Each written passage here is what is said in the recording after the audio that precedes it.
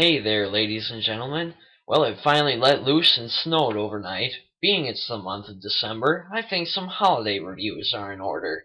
So Merry Christmas, Happy Hanukkah, Happy Kwanzaa, Happy Holidays. And if you got a problem with holidays, get out of here. Let's start our first Happy Holiday review. In 1843, English author Charles Dickens published a novella entitled A Christmas Carol. It told the story of the penny-pinching old miser Ebenezer Scrooge, who has a deep hatred for the Christmas season, until one night where he is visited by three spirits, that they show him his Christmas past, present, and future if he does not change his ways. The novel has left a lasting impact on the culture of many societies. In 1908, the first film adaptation was produced by Thomas Edison, and therefore on, the story has been brought to the screen dozens of times.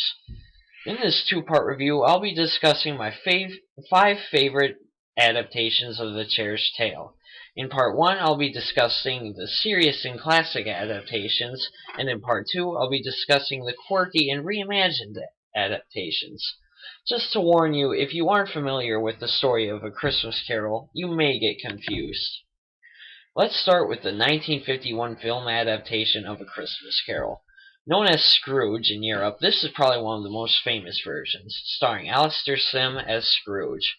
Sim does an excellent job as Scrooge, appearing as a tight-fisted sourpuss to the English town, but cowering in fear when the spirits come to him.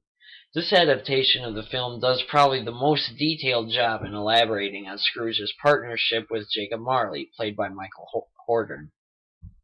In the other adaptations that I remember, the only time you see Marley is when his ghost comes to warn Scrooge of the forthcoming spirits, except in the Muppet version, but we'll get to that one. Michael J. Dolan plays the Ghost of Christmas Past, and Francis DeWolf plays the Ghost of Christmas Present.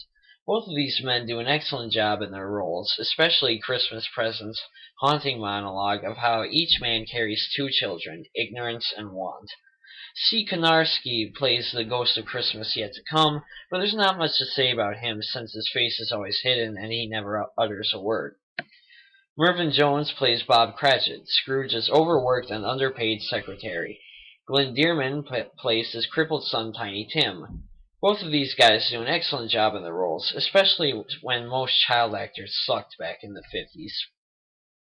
This is a very beautifully shot film. It has some creative angles, creepy shadow work, and nice use of traditional Christmas music, most notably Silent Night. This must have been a very creative film for its time. This is a must-watch for the Christmas season. Now let's move on to the 1984 television film adaptation of A Christmas Carol. In this film, Scrooge is played by the veteran actor George C. Scott, who is well known for his roles in Dr. Strangelove and Patton.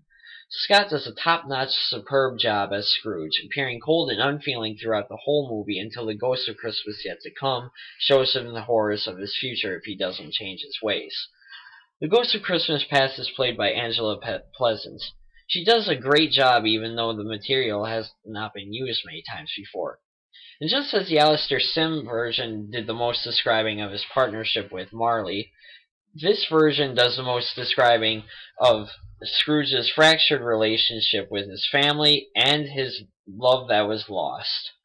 Edward Woodward does a good job as the Ghost of Christmas Present, but he seems more sinister than the Jolly Giant he was originally described to be. But all of the scenes with the Ghost of Christmas Yet to Come are the most haunting, with frightening shrills of music, eerie lighting, and storm effects, and the chilling silhouette of the spirit looming nearby. David Warner, who can be known from his roles in Titanic, does an excellent job as Bob Cratchit, but Anthony Walters seems a little bit more timid in his role as Tiny Tim. But overall, this is probably my favorite adaptation of the tale. I watch it every Christmas, and I highly recommend it, but its dark atmosphere might frighten young children. Tune in to part 2, when we'll talk about Bill Murray, Mickey, Kermit, and a partridge in a pear tree.